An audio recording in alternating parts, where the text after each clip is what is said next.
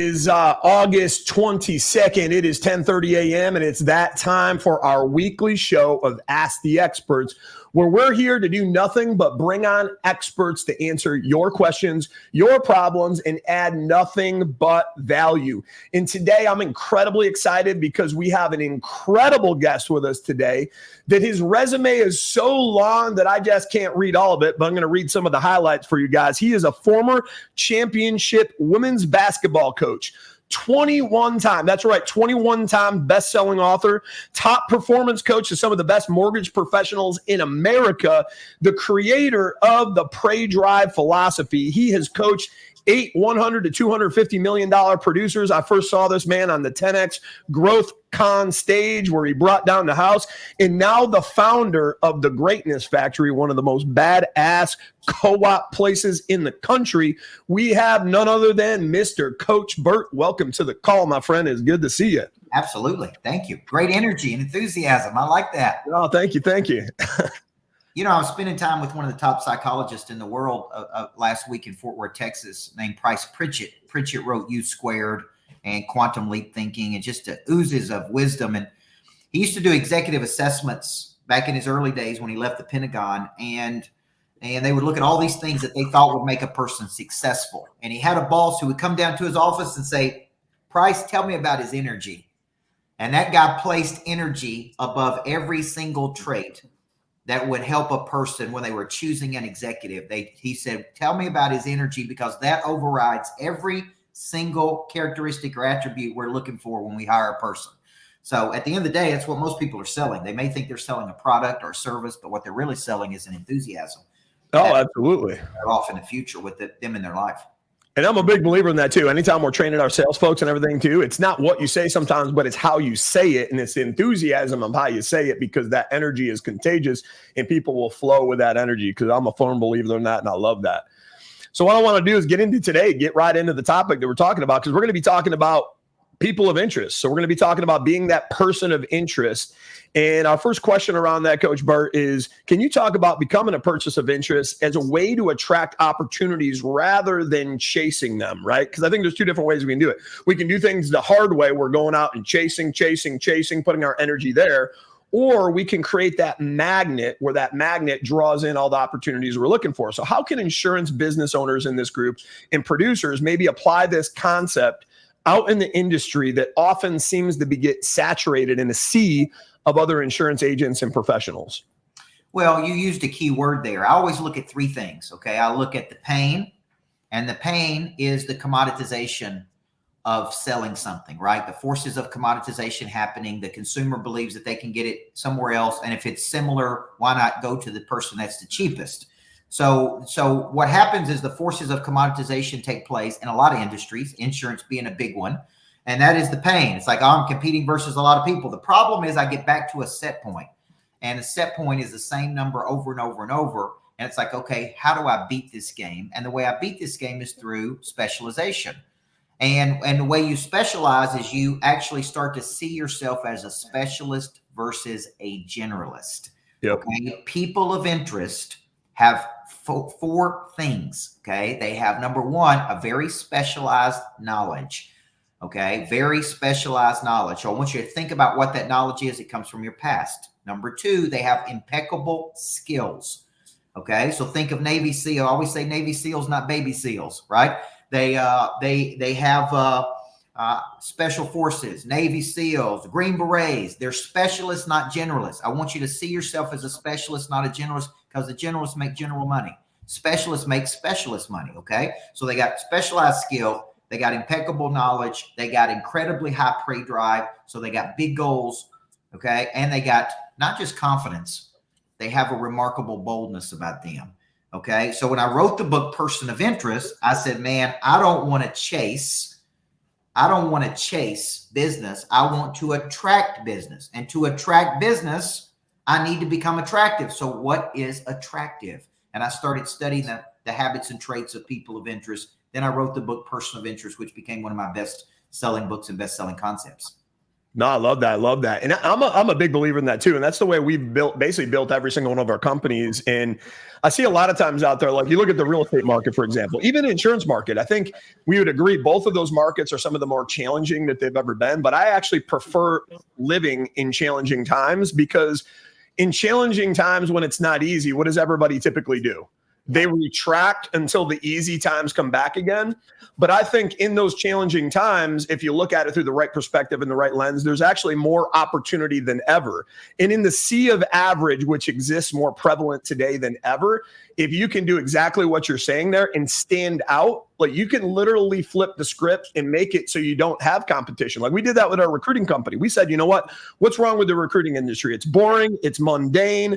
You don't think about any business out there that's like the American Express, obsessed over customer service when it comes to recruiting. So we said, you know what? We're going to go out there. We're going to do it in a third of the time, third of the cost, but we're going to obsess over giving a fanatical customer experience, all the way down to deriving our comp plans around 50% of their comp plan is delivering that customer experience. What it resulted in is a different mousetrap than anybody else out there, 4,000 online positive reviews. And now when Andy will be firsthand, when he goes out and sells our product, you know, Andy, how easy is it to sell when somebody says, well, why should I do business with you over anyone else? Well, show me, and I'll bet you a steak dinner. You can't find anybody else on the planet that's got 4,000 online positive customer reviews and video testimonials. If you do, I'd love to know. They might be out there, but now what that does is it creates this frequency where nobody else can compete, because you're up here the way you're presenting yourself on the playing field. So love that, firm believer in that, and basically made that the foundation of everything we do. And I think, a lot of that probably came from you at one point in time when I saw you on the 10X stage there too. So I love what you teach. Well, the packaging of an idea, to me, everything comes down to a formula, right? People of interest have a message. They have a big mission. They have a lot of movement, and they convert that movement into monetization. Okay. So I see a lot of people and I'm like, man, what's your concept, right? Before you become famous, people of interest are known. They're renowned. They're celebrated. Why? Because they have very specialized skills. It's like, man, that person is the best, right? That person is really good. They are the best at that. Like, it's my buddy Tim Story says, you're the best at this. I'm the best at this. You're the best. Coach Burt's the best at that. Everybody has their specialized skill and they're the best at it. So they become known for that specialized skill. I always say Tom Cruise can charge $40 million a film. He does his own stunts. And they know they're going to make $100 million every time he does one of those films. So he's known for something. And what a lot of people is, they're not known. So they don't have a clear concept. They don't have a clear message. And one of my coaches at 28 years old said, before you become famous, learn how to position by concept, right? I suspect that many people didn't know who James Clear was before they read the book Atomic Habits, right? They may not have known who some of the greatest people are in the world before they read the book. They were attracted to the concept first. Yep. So I come up with concepts and then I package those concepts. I tell people I'm sitting in a $10 million concept right now. The Greatness Factory is a $10 million concept. Started in my brain, went to a piece of paper, drew it up and made it happen right now. But it's worth a lot more than $10 million because the exchange that happens here between people. Right. So what is it worth when I scale it? What is it worth when I license it? What is it worth when I take it around the country? How much money could really be made? So people of interest have some kind of concept that they've created. Okay. Some of the top insurance people that I coach, because in the very beginning, when I started this business, I was actually coaching some of the biggest whole life insurance producers in the world. And that's where I started by default, right? One saw me speak. He was the number one guy in a company called Ohio National at the time. This was years ago. And he said, man, do you have an office? And I said, no, I don't have an office. And he said, well, you do now. If you will just work in my office, I'll give you a whole wing for your business. And there was my office for the first. And then he said, I want to introduce you to some of the other top producers. So I started actually coaching people in the insurance business that were doing major premiums. I mean, major. And here's what I learned. They weren't selling insurance. They were selling a strategy. They were selling a strategy. And they got people of interest because the way they packaged, the way they articulated, by the way they shared a message, by the way they built relationships. So, and they bought the book Person of Interest. Many of them did when it came out. Coach, I've got a question that kind of leads off of that, actually. And that is that you talk a lot about having specific knowledge instead of generalized knowledge. I'm curious how you think that might apply into kind of the saturated space of insurance right now, and how agency owners, producers can better utilize and just understand this concept of specific versus generalized knowledge. Well, let's take a step back and say I could sell various types of insurance. Let's say I have an insurance agency and we sell different types. Your specialty may be connection to people. Your specialty may be how you market. Your specialty may be how you build teams. Your special skill set. So I coach a lot in real estate, insurance, mortgage, very commoditized industries. All of the top producers, when I look at them, I go, his skill set is connection. His skill set is he's a great team builder. His skill set is he has an impression of increase, right? So don't think of specialty like I specialize in selling a certain type of insurance. Think of specialty as I have something from my past that has uniquely qualified me. Now, let me give you an example. My specialty is activating the prey drive in people. Okay. It comes from my coaching background and being a championship coach, from who I studied under, Covey, Sullivan, some of the greats that I was coached by. So my specialty is activating the prey drive in a person to want to get up and go get it, to think bigger, to pursue something bigger. But it's also in building competitive intelligence in teams. So I get hired by a lot of teams to come in and build championship teams in the business world because I was a championship coach and the way I package concepts. So when I'm telling people, Andy, I don't say I'm a coach many times because that's a commoditized term, right? I think Dave and I were going back and forth on Facebook about this. There's 800,000 people in the United States that call themselves a coach. The average income of those coaches is $62,500 a year. So you don't want to learn how to become a multimillionaire from a guy making $62,000 a year, right? But that's what's happening. So that what that does is it commoditizes the coaching industry. So if I was on the phone with David Williams, I go, look, man, I'm really a specialist at packaging and monetization of concepts. And I think if you went to any major player, no matter who that player is, they would tell you that that is my skill set.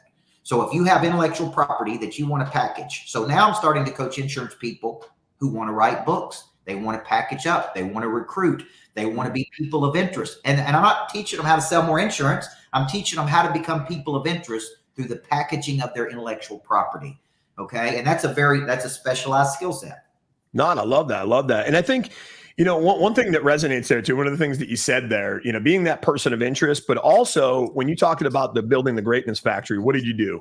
You had a moment of clarity. You had to have all the right things around you. You had to be keeping the main thing. You took a vision that was up here, you put it to paper, and then you took action and you brought it to life. But I think there's too many people out there that don't keep the main thing.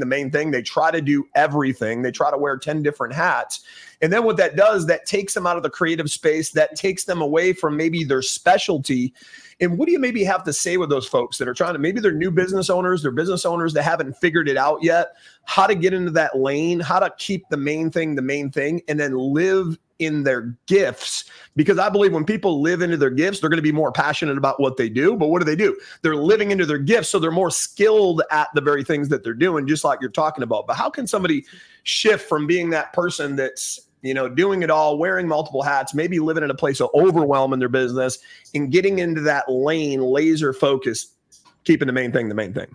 Well, I wrote about this in a book called A to B, and I call it opportunity confusion. Opportunity confusion, where there's too much opportunity and you can't narrow. I like to have no more than 3 level 10 opportunities at one time. These are the biggest opportunities available to you. I call it the NBO, the next big opportunity. Right? And I tell people, instead of finding your why, you need to find your skill. I can know my purpose and still be broke. I can know my purpose and still not be motivated. So I like because goals better than finding your why. A because goal is a big reason I do something when I don't feel like it. So what I tell people is that if I were teaching a person, I'd say, let's first find your primary skill. Let's then find the problem that you would like to solve based on that skill. Okay. Now, if you think about talents, we think about talents as an ability. If we go back to the Bible and the parable of the talents, a talent was a sum of money in the Bible, right? If you read the parable of the talents, the master gave each person a sum of money based on their ability and said, bring it back with interest, right? And the ones that did, he said, well done, good and faithful servant. That's the only place that's in the Bible, by the way, is in the parable of the talents. And so I think about this. If I give Andy a sum of money based on his ability, and he uses that ability and he brings it back with interest, I say, man, that's great. Let me give you some more opportunity. But where do we go to school to find that unique skill? Where do we find the primary skill? Right? So a lot of people, if I ask them, what is your primary skill and what problem do you solve? Most people can't tell me. So think of it as find the skill, package the skill, market the skill, monetize the skill, and then think of your biggest opportunities as level 10 opportunities, the greatest opportunity available to you. See, I may tell you, David, the biggest opportunity for me is scaling these greatness factors. If each of these greatness factory kick off, let's just say 500,000 of passive income a year, and I had 50 of these, well, that's $25 million. And I may go, that's the biggest thing Coach Burt could be doing right now. If it is true, that is the biggest opportunity for me. Why would I be involved in some other things? That would be lower value of my time. So I force people to get clear. What is the biggest opportunity sitting in front of your face right now that you are not focused on? And then you go find, okay, who can help me do this? Who can help me do this? Then it starts, right? We go there into mind, then we go there into body. We go there into mind, then we go there into body. We go from mental creation into physical action. And that's really what I help a lot of people on. Just what's the NBO? For some people, it's building this insurance company and selling it for a fortune. For some people, they need to be merging and acquiring 3 or 4 more insurance agencies. I've got 3 or 4 people right now doing $750,000 to $1 million. What if they merge with 3 or 4 people?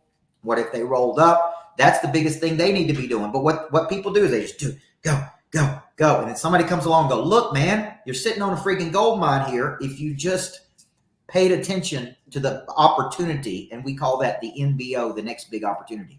No, absolutely. And I love that. And I think some of it too is sometimes they don't have the clarity on it, but sometimes it's like they don't have the will because they look at some of the things they need to do to get to where they need to go are some of the hard things that doesn't excite them the most. So they actually have to wrap their head around it in the right way. And I love what you said there, not finding the way, but finding that deep, profound purpose. We'll actually do that with our team members too. And I recommend that to any leader that's listening on the call, because not only do you have your deep, profound purpose, but it's got to be your team member. And I see too many people that are out there.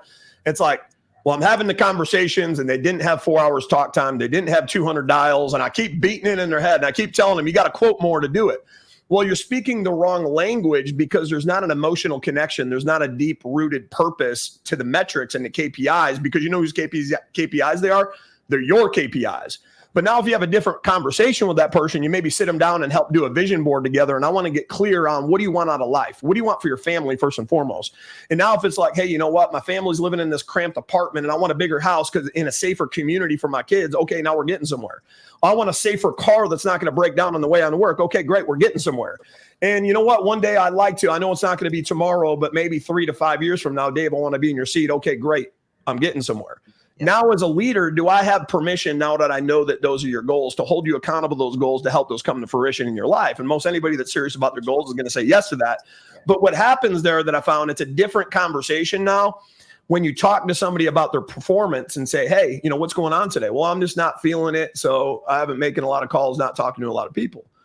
Well, is that fair to little Johnny that's sitting at home that deserves to get out of that cramped apartment in the crime-ridden community that you told me about, to get into that house because you didn't show up today? It might have seemed like one day, but you broke consistency that basically was counterintuitive, the compounded effect of you getting there that could have cost you a week, a month, a year, just not by showing up the one day. That hits different. And if Johnny's little picture is hanging up on their computer along with their vision board, now what you're doing is you're actually connecting their goal to your goal. And it hits differently. And I'm a firm believer, and I think you're the same thing, Coach Burt. You help enough people get to where they want to go in life, you're never going to ever have to worry about your destination, because as a byproduct of that, you'll always get to where you want to go. Yeah. Well, I think about too, we do an exercise called From A to B. It's around a simple book I wrote. A is your current position in life. B is where you would like to get to. Now, it seems simple, but out of all of my coaching students that I coach, you would be shocked what kind of clarity it brings to you. And I said, okay, in an ideal world, if you woke up tomorrow and life was as close to perfect as it could be, what would that look like? What is your next big opportunity? And they'll say, man, I wish I was this. Well, my business is doing this. I'm working this many days. I see this. This is where we go there in the mind. Now, and then I draw it on the board, A to B, and I say, write down all the things you're currently frustrated with. Okay. And then let's start moving. See, this is where we go from mental creation into physical action. Could be a phone call, could be someone you hire, could be an internal who, could be an external who. And you start taking that action toward that B goal, right? Because in an ideal world, what it does is now we're getting into prey drive. See, some of the things you're talking about is getting into prey drive. It's like where there's no want, there's no prey drive. Where there's no prey drive, there's no profit. So prey drive is your instinct to pursue something. What if you don't want anything? You don't pursue anything. Prey drive is your instinctual ability to see something with the eyes and to pursue it. But think of it this way. When it comes to motivation, satisfied needs never motivate, only unsatisfied needs. So what happens is if we're interested in something, we wake up and we pursue it. And we pursue it with an intensity and a purpose and a focus, because the prey drive has now been activated, which is an instinctual ability to see something and pursue it. And it could be, hey, I want a better house. I want a nicer car. I want to stay at a nice hotel. I don't want to have to worry about money. And typically it's motivated by some external stimulus, right? Fear can motivate the prey drive. Competition can motivate it. Exposure, like I see a bigger future. I'm around people. This is why environments are so important. This is why being coached by people is so important. It's like, it's like I was coaching a guy the other day that is an insurance agent for an insurance agency, and he does some coaching on the side. He said, I typically go coach, and maybe I make $10,000 or $15,000 on the back end, invite people to my coaching. And he said, man, just one tweak. He said, being exposed to you, he said, I went and did the same talk, tweaked one part of my talk, made a different offer, generated $150,000. Boom. Okay, now that from one suggestion, one tweak, it's like, man, just do it this way. It's like that activated his prey drive to see what it was really worth. It wasn't worth $10,000 or $15,000 per talk. It's worth $150,000 per talk if he just saw it the right way. And that is what prey drive. So now that prey drive is activated through exposure, through seeing something else. Like, all right, now I see a much bigger play here. No, I love that. And I think, what that is a lot of us have our own limiting beliefs when it comes to that. When it sounds like you help them overcome that limiting belief to show there wasn't the limits that he thought there was on the offer that he had. And there was a lot more value than, he ever thought was in the offer. So I love that. So what I want to get into is when you're talking about a person of interest, right? So you get clarity on that and you become that person of interest. You're that tacticianer. You find your niche and how to show up differently in the marketplace. Now, I think one of the things that people have challenges with too, how do I amplify that message now? So what would you have to say that, hey, they get clear on it. They figure out, they find their lane. Hey, I'm the Navy SEAL of XYZ.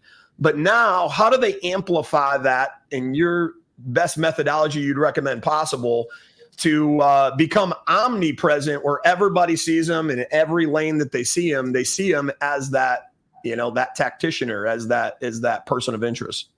Well, once I have the message and I'm clear in what the message is and what problem it solves and for whom, now I need to beat the drum and I need to get into the promotion business of that concept, right? Yep. If there's anything I learned at 10X, it was that those people speaking weren't any better than me. I had just the same number of years of coaching, of experiences, of unique experiences. They were just better marketers than me. Yep. Okay. So once you know that, it's like, okay, I'm as skilled as they are. I just need to learn how to market. I need to learn how to promote. I need to learn how to showcase. So what we start doing is we say, okay, how many different ways could I showcase this message? I could speak, I could coach, I could train, I could lead. I could go on live. I could do social media. I could hit my database. I can do events. Like now I need to just push this message as hard as I can. And sometimes over a cycle of time, like Prey Drive, I wrote that book 2 years ago, became a Wall Street Journal bestseller called Flip the Switch. But man, it's still the number one requested topic for me to go speak on is Prey Drive. So it's like, okay, so it's like most of the world hadn't even heard the message. So it's like, boom, you guys got to keep talking about it. Then you find new ways to talk about it. It's like, all right, what happens when the prey drive is activated? Complacency goes away. Complacency is a gradual settling. What if I change the talk and it was the comfort zone becomes the death zone? And then I backdoor prey drive in there. So it's like, okay, how many different ways can I talk about this to bring awareness to this? And then I got to be relentless with just talking about it and pushing it out and becoming known, right? People of interest are known. What if I told you I live in Nashville? I'm in downtown Nashville. I got a beautiful building and thousands of people walk by my greatness factory, but they may not know what it is. Yep. So it's my job to go out into the marketplace and drive people in the door, because I know once they come in the door, they're open. Once they come in the door, they see it because now they've been exposed to something. So think of marketing as you have a message. I got to distribute that message to people who have a problem as often and as frequent as I can to become known in the marketplace. No, I love that. Love that. And I think, one of the things I heard there important too is like consistently getting out that message too. Cause I think one of the common things out there, somebody will maybe show up for a couple of weeks, a few months, and then it doesn't happen. So they go on to the next thing. And then that becomes an ever revolving thing that I'm going to go after everything for weeks and maybe a few months. And if I don't see the result, I go to it, and they get stuck into this hamster wheel and this trap of just doing that over and over and over again. And I know a mutual friend of ours, I like the parable that he tells. Tim Story, he tells that farmer's mentality, right? What you got to do is you got to come in first, plant. You got to till the land. You got to plant your seed, fertilize the land, but then you got to have a lot of faith and show up. And what do the best farmers do? They got to show up with consistency, sometimes for weeks, months, even a year, and water that land without seeing any fruits of the labor coming up below the surface, and having faith that below the surface that the roots are taking deep rootedness underneath the ground. Yeah. And then, sometimes you could have that one farmer that all of a sudden says one day, you know what, I don't feel like it and I'm not going to show up. And then the land at surface value still looks identical the way it did the day before. So then they fall into the trap of, you know what, it looks the way it did the day before and I didn't show up yesterday and that was easy. So I'm not going to show up today and the day after that. But they could have been literally weeks away from having that harvest of abundance. And then they look over at the farmer that stayed true, that had faith, stayed consistent, showed up, put in the work every single day. And it might have taken them a year, but they were willing to wait it out another 3, 4, 5 months than that individual was. And now they are reaping the reward for that. And I think that's important for everybody to really, that's why I wanted to emphasize on that, because I think that's where a lot of people fail, is they quit too early and try to move on to the next thing and the next thing and the next thing. And they get this shiny object syndrome where they're more looking for that dopamine hit than anything. And then never seeing the progress that they desire in their life or their business. Yeah. I heard a pastor say once, we always reap what we sow, more than we sowed it for longer than it was sown. Yeah, absolutely. We always reap what we sow, more than we sold it for longer than it was sown. The truth is, if you really understand farming, the busiest time is the harvest. When the harvest is coming in. See, I hear people say I'm overwhelmed. And I say, would you rather be overwhelmed with nothing or overwhelmed with so much that you can't handle it? There's two types of overwhelm. I'm overwhelmed because I don't have anything. I don't have any leads. I don't have any money. I don't have anything. Or I'm overwhelmed because I got thousands of leads. I can't get to everything. But when the harvest comes in is when they're busy, right? So we don't know when the breakthrough or quantum leap is going to happen. But I can tell you that a quantum leap typically happens after you have worked the muscle for a cycle of time. And it comes through typically a key partnership, a key relationship. It comes through anytime I've had a quantum leap in my business, it came because somebody said something to me that opened my eyes to something, or there was someone who opened doors for me that I couldn't access. And it wasn't to one person, it was to thousands of people. And then the business experienced a quantum leap. Okay. So that's why I really like quantum leaps, is because instead of trying harder, sometimes we need to try different. Versus Coach, if you don't mind me jumping in, I got a question for you that's a little bit personal, right? But to try to get into the psychology of your experience in your lifetime, before like a tornado comes, there's signs it's going to come, right? There's maybe the wind changes, there's a different feeling in the air, there's different sounds.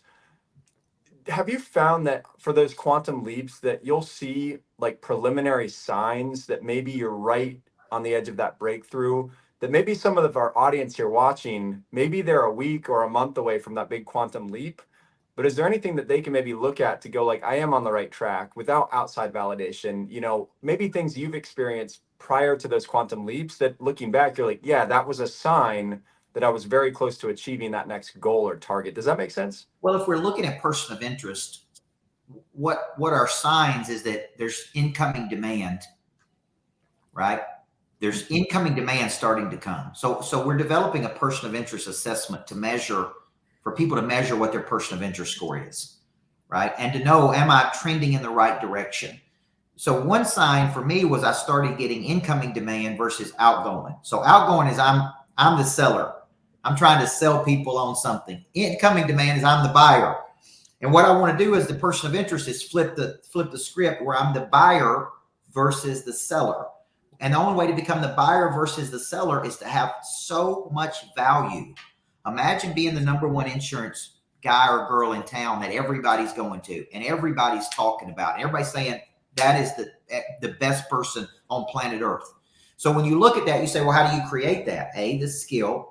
The skill creates the demand with the marketing. And B, you create what's called an experience monopoly, where it's such an incredible experience that people are talking about this experience because it was transformative to them. Most insurance businesses are very transactional. And the word transaction means to discard. It's like I used you and I don't need you anymore. So transformational means, man, it was life-changing. It was game-changing. It was I got to go tell other people about this. So that goes back to commoditization. Specialization and creating experience monopolies is what actually overcomes the forces of commoditization, right? And so to me, Andy, when you're moving in the right direction and you're trending, it's like that graph is going up. There's incoming demand.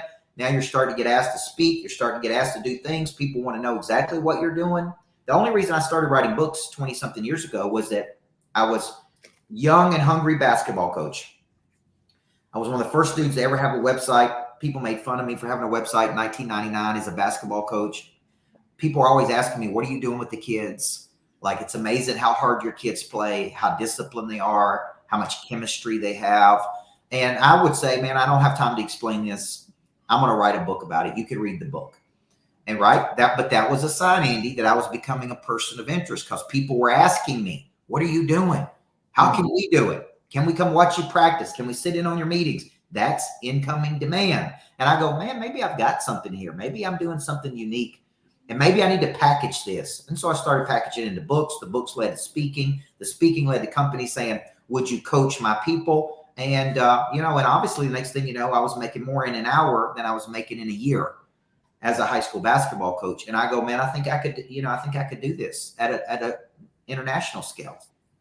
No, I love that. Love that. Beautiful. Thank you. You know, coming from the world of championship coaching, right? One of the things I'd be curious about is what parallels have you seen coming from that world to this world when it comes to that person of interest, when it comes to that magnet that's out there, that high performing person of interest in the athletic world that then comes over to the business world. What were the commonalities that you saw in parallel between the two worlds?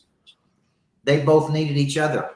The truth is, the business world does not operate with the same intensity that the athletic world does. The athletic world, look, man, there comes a time when winter asks what you've been doing all spring and summer. Yep. Athletic world. In the athletic world, you play on Tuesday night, and it don't matter if you win or lose, you play again on Friday night. You don't have time to whine, complain. There's a championship to win. There's a championship to win. There's an intensity. There's competitors coming at you every day. Like, Friday doesn't care about Tuesday. I got in the business world and it operated at a very slow pace. There was not as much intensity. Nobody had true championships to win. The pay drive wasn't activated. People just went through the motions and their results were not posted for everybody to see.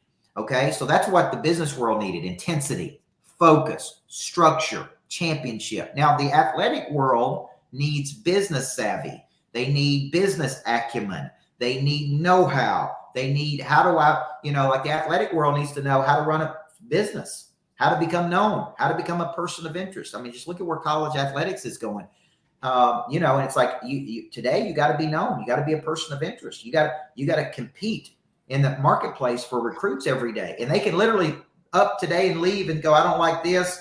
I'm going here. So it's even more competitive today to build more transformative relationships to keep people around for longer cycles of time. So the truth is they both really need each other to be great.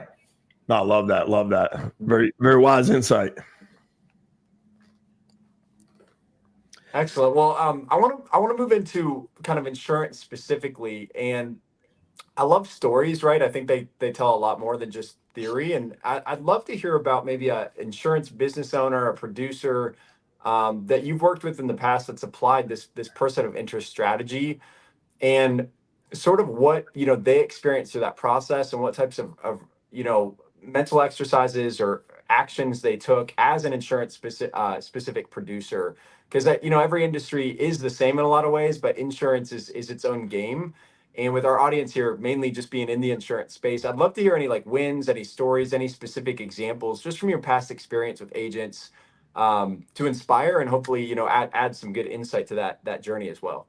Well, I think when Cody Askins came to me, he was selling insurance. I think when he left me, he's running conferences and he's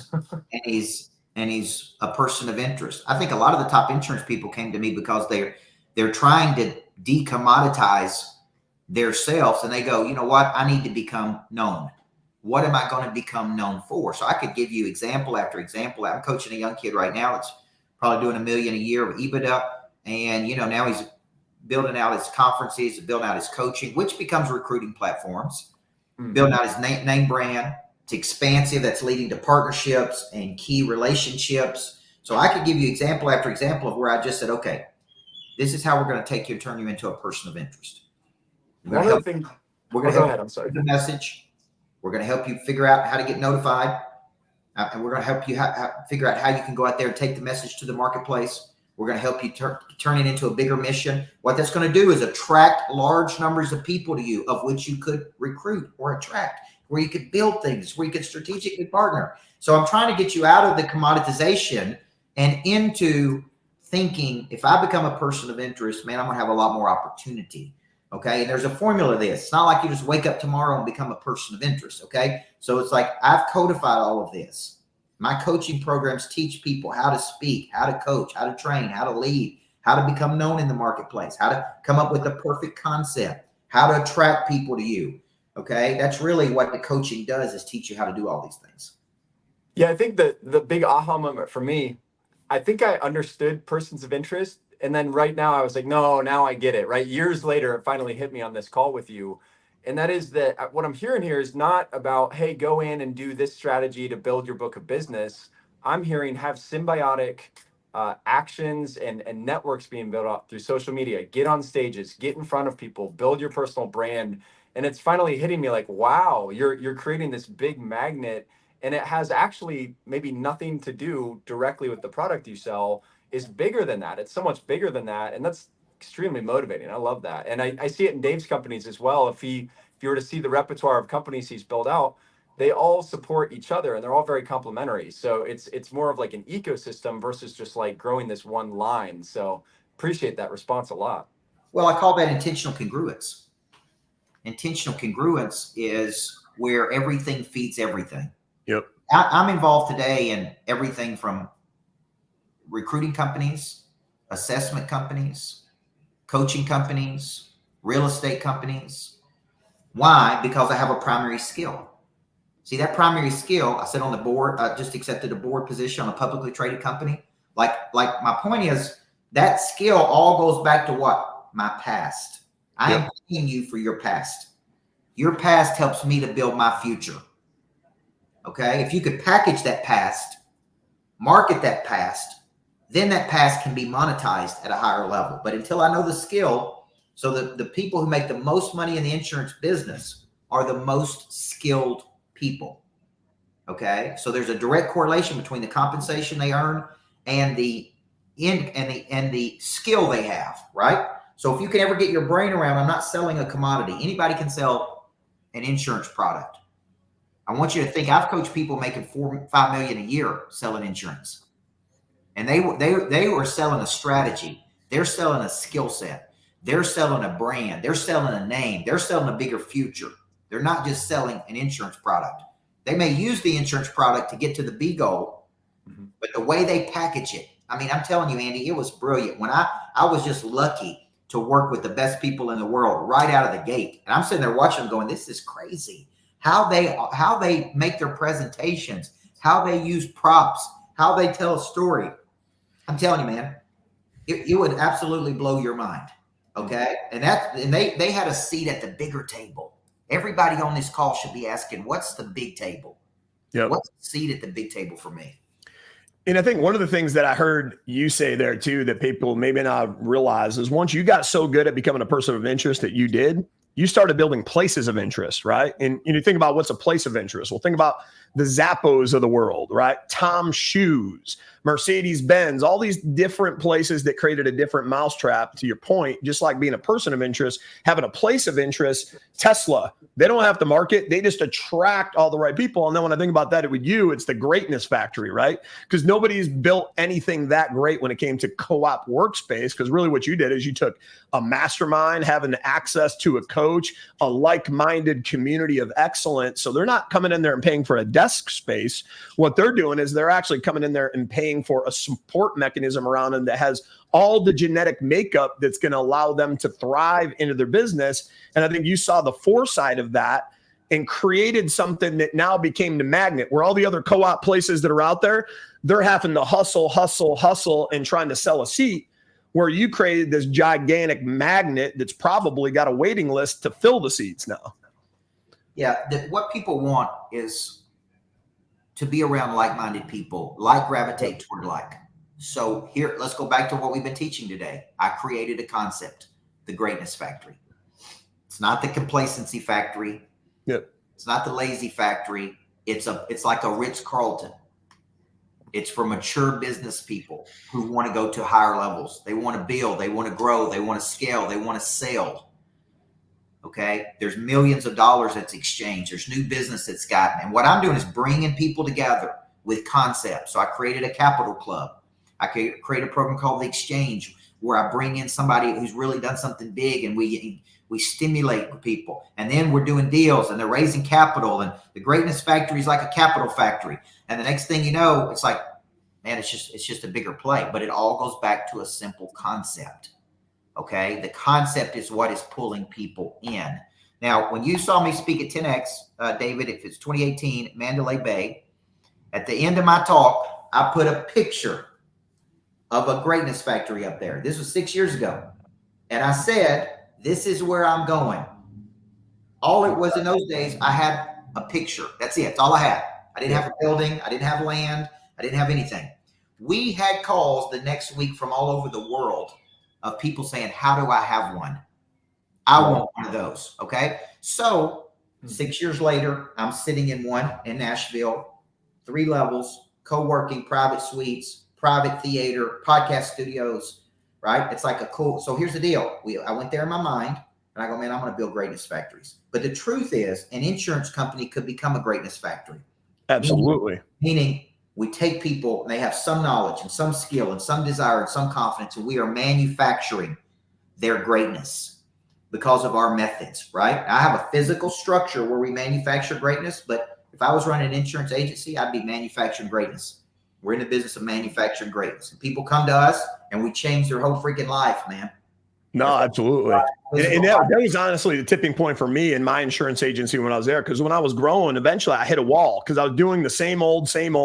And I was like, why isn't it working anymore? And I hit this stunt of growth. What I got to do differently? And actually, I think it was at that same TEDx conference. It was like what JJ Watson got up on the stage and he talked about running and operating the number 1 through 7 Honda dealerships. And I thought that was pretty profound. Out of all the thousands of Honda dealerships in the world, he ran 7 of them and they ranked 1 through 7. And then what was the commonality there?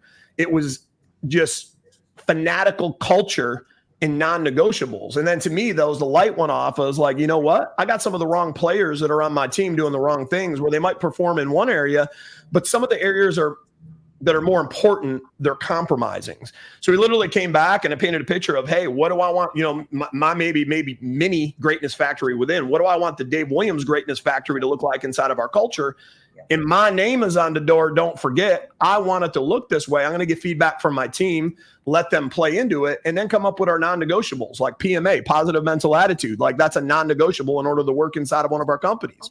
Live with integrity whatever you do. Be coachable. Show up. Train daily. You know, all these different things. And what we found there was, you know, we were very clear with everybody that, hey, we're going to have a conversation once around this. We're going to give you 60 days to adapt. We're maybe going to have a conversation twice. The third time might be on paper. And because we're giving you grace, because this is a new concept, what do you guys think the fourth time should be if we have to have a conversation about that? If 2 of them were verbal, 1 was on paper, what do you think the fourth time should look like? Yeah. And they all agreed and said, you know what, we probably shouldn't be on the team anymore. And unfortunately, there was situations where we actually had 2 of our top performers in that environment that we had to have that conversation with. But because the expectations were so clear, they knew it was coming, came into the office and shook my hand. But what happened after that was profound, because we thought, hey, we're going to lose production. No, actually, with a much smaller team, they actually became empowered now that they didn't have this toxic work environment. They didn't have this negativity around them. And now we were fully living that culture. And then what it was all about was like, how would we protect it?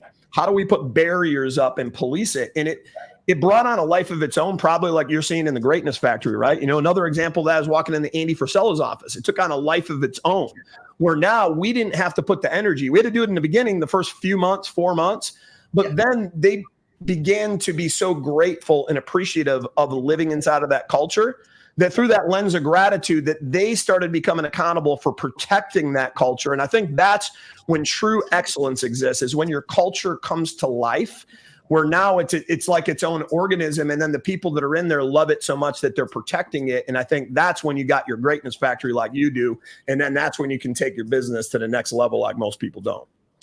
Yeah, environments can create expectation. And I think adults need that. Adults need expectation. They need somebody to go, you know what? You're not playing to the level you're capable of playing at. This is where great people play, right? I did a lot of work with Kevin Elko, and he was Saban's psychologist at Alabama. And I said, man, how does Saban talk to the players? And he said, from an affirmative standpoint, it would look like this when they're not doing well. David, we brought you here because you're the best in the world, man. Out of all the people we could have chosen, we chose you to be here because you are the best in the world. Now, help me to understand why you're not playing your best for us and your teammates, right? Because I can't sit here as your coach and watch you underperform. I love that. When we brought you here because you're the best in the world. See, when I talk to people, I'm like, man, you're the best in the world at what you do. Help me understand why you're not playing like the best. Yep. Help me understand why you're letting your team down. Help me understand why you came to me and told me that you wanted to play at a higher frequency, but you're not putting the work in, man. And adults will go, that's exactly what I needed to hear. Mm-hmm. Like, I can tell you how many people hire me as their coach and say, man, I just need somebody to be honest with me and tell me what I need to hear to get to a higher level. And you have an unlimited license to say what you got to say to me. And it's like, sometimes I got to say, look, man, they need an affirmation. They need a word. They need a confirmation. They need a person that they trust to go, you know what, let's go. I love it. And I think those are those words that propel them. You know, it opens up hearts and minds and gets them going in the right direction. But I'd like to go maybe the counterintuitive part of that, because so many people, again, they get caught up giving their attention to the things that are unimportant, the inconsequential things that are around them in their lives and in their businesses. And the end result of that is they get into this place of busy work, maybe inside there, not focusing on the right thing. And maybe they walk by that same person and they don't give them those words of wisdom. Yeah. What do you have to say on the negative side of that by not giving those words of wisdom when you got somebody on your team that needs to hear them? Well, I try to get people on my team to do things not for me, but for themselves. Okay. Yep. And I try to instill in them the habits of the top 1% of performers. And I say, you're not doing this for me. You're doing it for you. Okay. And your family and your future. And you want to be in the top 1%. Your confidence is not predicated by what I think about you. Confidence is a memory of success. My confidence is not predicated by what other people think about me. Some will, some won't. So what? So my confidence is predicated by my repetition, by me being in the game, by me working the muscle, by me knowing I showed up and gave great effort, right? And so my confidence can't be predicated by anything external for me, because if it is, some people like it, some people don't like it. I can do a speaking engagement where some people say it changed my life and some people say, oh, it's okay. You know, so, and some people won't look at me when the speaking engagement's over. So is my confidence predicated by what they think about me, or is it predicated by me knowing that I showed up and did what I was capable of doing? No, absolutely. That's what a pro does. I love that. Love that. So I guess when you're sitting down, I want to get into like how you, let's say you got one of these insurance agents and you start to work with them and they want to come and they want to coach with Coach Burt. And I love what you say, because I'm a firm believer in it, that everybody needs a coach in life. You know, walk through what that would look like, because, you know, I think we gave a lot of valuable information today, but walk through maybe like at a high level what that would look like, taking that information, bringing it down to the funnel and starting with action item number one, item two, and then getting them clear and starting to get momentum into that right direction of becoming that person of interest, developing that place of interest that's going to take their life and career to the next level? Well, I have a very specific formula. Okay. After doing this for 30 something years, it's not what I call pop-up psychology. Like, I am in the business of step-by-step showing people how to experience that quantum leap. Okay. So I start with the, what I call the NBO, the A to B exercise. Yep. Okay. We get very clear in what the NBO is first. We get very clear in what the primary skill is. We get very clear in that. Then we work through the explanation of value. Then we work through the selling system. Then we work through the follow-up. Then we work through the packaging. Then we work through the monetization. So it's a very methodical. You got to remember, I come from the sports world where nothing was random. Like, every play was set. It was a game of probability. When I got into the business world, I'm like, people need direction. They need a specific plan. They need to be told, this is what you got to do. So when I coach people in this, there's a very specific method that I'm using step by step to get them from A to B. You see where I'm going? So absolutely. No, I love that. I do it either in a 1-year cycle. I call a residency with me, right? Or I do it in a 90-day cycle, which is what I call a sprint with me. So some people start with the 90-day cycle, and then I go, if it works for you after 90 days, man, we'll credit the money to the bigger deal, right? And you go 1 year with me in the residency, and we call that the locker room. You're in the locker room with Coach Burt, and he's your coach. I'm going to coach you on the best of business, the best of packaging. And when I'm done with you, you should make a lot more money, number one. And number two, you have total clarity. And once you have clarity of that skill, David, that's in perpetuity, man. Oh, absolutely. Without a doubt. Once I paid the money to learn how to write a bestseller, a Wall Street Journal bestseller, then I had the skill forever. Now, every book I write from that, I know how to do it. So it's a perpetuating investment because of the skill that I paid the money to acquire. So when you invest in a coach, what you're investing in is a new capability. And the new capability gives you a new confidence. And what that's going to do is it's going to perpetuate for the rest of your life, because now you know how to do something you didn't know how to do before. Well, right? I love that. I love that. And as we're coming up here on our time to wrap here too, I just wanted to just thank you profoundly for giving your time to so many people out here. And I think there was just a wealth of knowledge on this call and so many golden nuggets for people to take away with. And if you had to end it with one last thing that you could leave with everybody, and then follow it up by, how do people work with Coach Burt? How can they reach out to can they follow you? How can they connect with you? And how can people start, to work with you? I'd love to hear that. Well, the piece of advice would be, don't be a level 10 person stuck at a level 4 level, right? Don't be highly talented, but undercapitalized. If you're sitting out there and you're watching us today and you're watching me and you're going, man, I need somebody to help me get to a higher frequency. I'm tired and frustrated of playing at the small table, and I'm looking for the bigger table, right? That's not going to change until you take an action. Yep. Until you get a seat at a bigger table, until you get in a room with somebody who knows how to do it. So people don't need coaches because something's wrong with them. They need coaches because it's like, man, I'm tired of playing at this level. I'm ready to go to the next level. So where you can find me is everywhere on social media. Just search Coach Michael Burt, Instagram, TikTok, LinkedIn, Facebook, all of those places. You can go to coachburt.com and see everything that I offer. But what I'd like to do is actually, if you're serious, I do X number of strategy calls with people a month, where I get on the phone with people, I listen to what they're trying to do, and I make a recommendation. And if you're serious about that, and you want to do a strategy call with me, you email Jana@coachburt.com, JANA@coachburt.com. She will send you a link. You book a call. It'd be a 15 or 20 minute call where I listen. And I'm going to ask you a serious question. What are you trying to do? You're going to tell me, and I'm going to say, based on my 33 years of experience in coaching some of the top insurance players in the world, this is exactly what you need to do to move from A to B. Okay. So if you want to do that for the serious people, right, just say Jana@coachburt.com, email her and say strategy call with Coach Burt. She'll send you a link, and boom, you and I'll get on a call and we'll talk. And there's not many coaches in America, David, who'll do that today. Nope. That'll actually talk to people. And I still prospect every day. I still follow up every day. I still call people and talk to people every day. I still coach people every day, right? And that's a sign of a real coach. That's a sign of a real leader. Yeah. When people say, what's your differential advantage? I'm like, man, I'm talking to you. I'm calling you. I practice what I preach. Okay. I'm going to do what I tell other people to do. I tell people to prospect every day. I tell people to follow up every day. So these strategy calls give me a chance to go deeper with you and listen. And then I'll make a recommendation. We'll move from A to B right there and we'll get you into something. Boom. I absolutely love that. No, thank you so much for your time today, Coach Burt. It's just been a wealth of knowledge. Not only did you dedicate your time, did you hear that, folks?